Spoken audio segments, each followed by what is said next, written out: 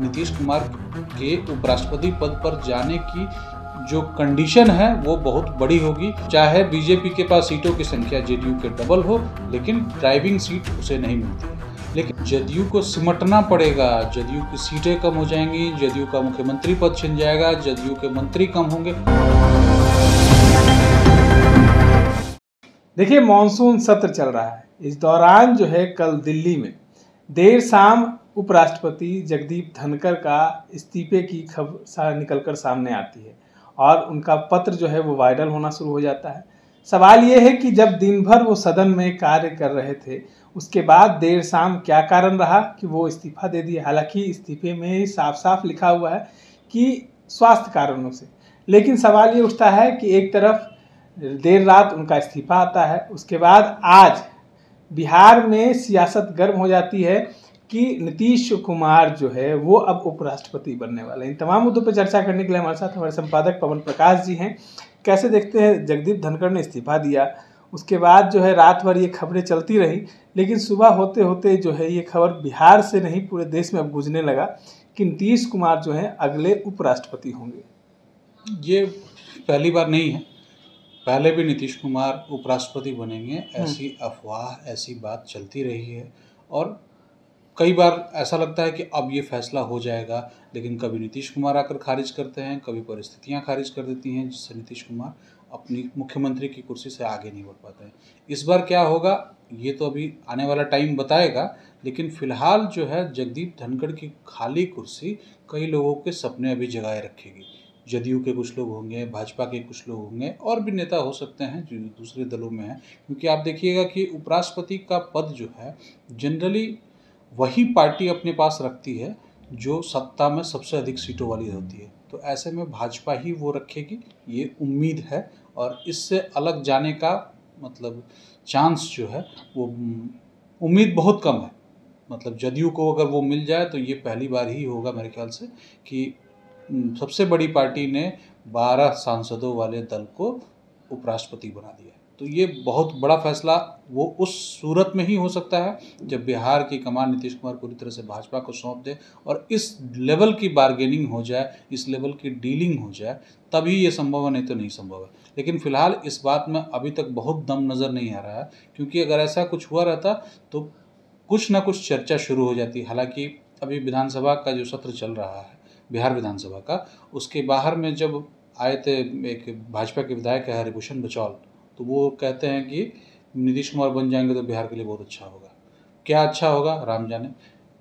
उपराष्ट्रपति पद बिहार के लिए कैसे बेनिफिशियल हो सकता है ये हरिभूषण ठाकुर बचौल बता नहीं पाए, लेकिन इस बहस में नहीं जाते हैं कि क्या अच्छा होगा। लेकिन नीतीश कुमार बनेंगे ये बचौल के बयान के आधार पर सिर्फ कह देना बहुत मतलब अर्ली स्टेज होगा, इसको कहना ये ठीक नहीं है। नहीं, प्रधानमंत्री के तो लाडले मुख्यमंत्री है ना, और बिहार में बिहार विधानसभा चुनाव है तो कुछ भी दाव चल सकते हैं। नहीं, दाव चलने के लिए कुछ भी सकते हैं, इसमें कहीं कोई डाउट नहीं है, क्योंकि अगर बीच कार्यकाल में जगदीप धनखड़ जैसे कद्दावर नेता को अपना पद छोड़ देना पड़ा है और वो रीज़न वो नहीं है जो जगदीप धनखड़ बता रहे हैं, यानी कि हेल्थ रीज़न नहीं है, किसी पॉलिटिकल रीज़न से, किसी दबाव में, किसी बात से नाराज़ होकर, किसी और चीज़ से के कारण अगर ऐसा हो रहा है तो निश्चित तौर पे बात तो बहुत बड़ी है।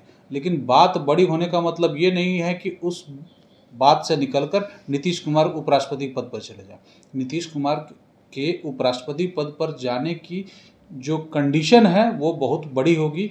भाजपा को उतना मिलेगा, भाजपा उतना एनालिसिस कर सकती है कि उससे उतना फ़ायदा होगा कि नहीं होगा, कि जैसे उपराष्ट्रपति पद जो है वो एक बड़ा मतलब पद है, प्रधानमंत्री से ऊपर का पद है प्रोटोकॉल में।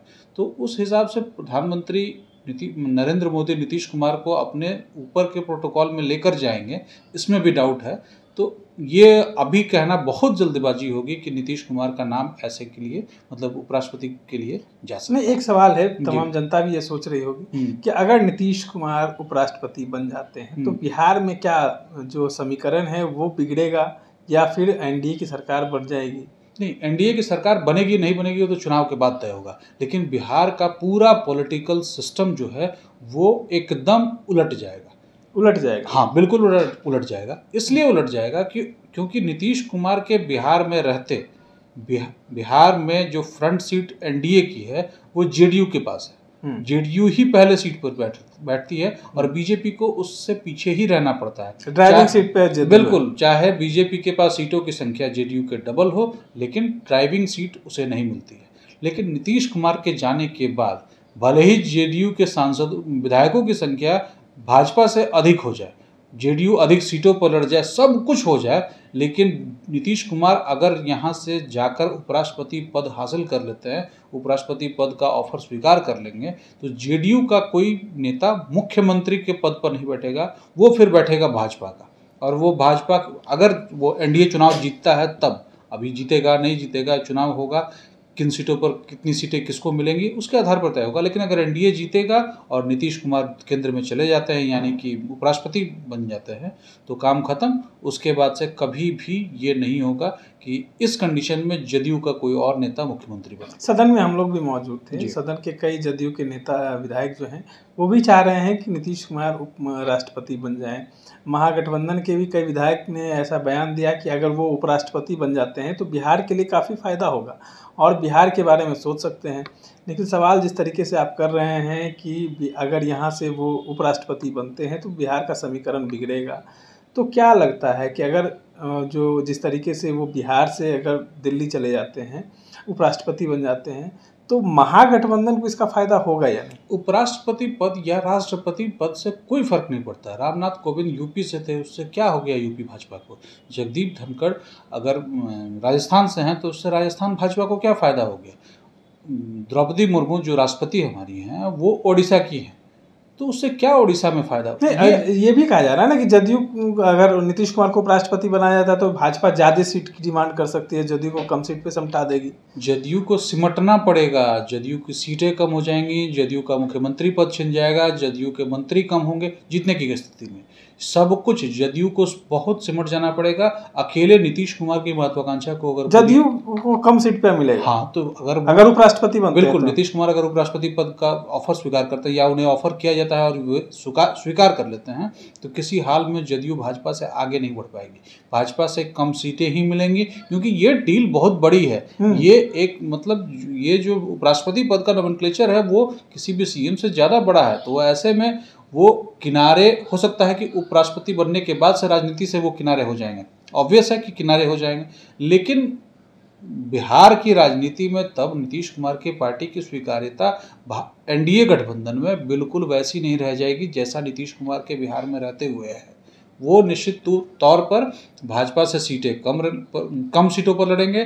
कम सीटें, ये ज़्यादा सीटें अगर जीत भी जाए तो भी उनका मुख्यमंत्री जेडीयू का नहीं बन सकता है। जेडीयू का कोई दूसरा जो नेता है वो मुख्यमंत्री नहीं बन सकता है, कम से कम भाजपा के साथ गठबंधन में तो बिल्कुल नहीं। चलिए, तमाम बातों को सुन रहे थे, ये थे हमारे साथ हमारे संपादक पवन प्रकाश। इस तरह के तमाम अपडेट्स के लिए बने रहे इनसाइडर लाइव से। धन्यवाद।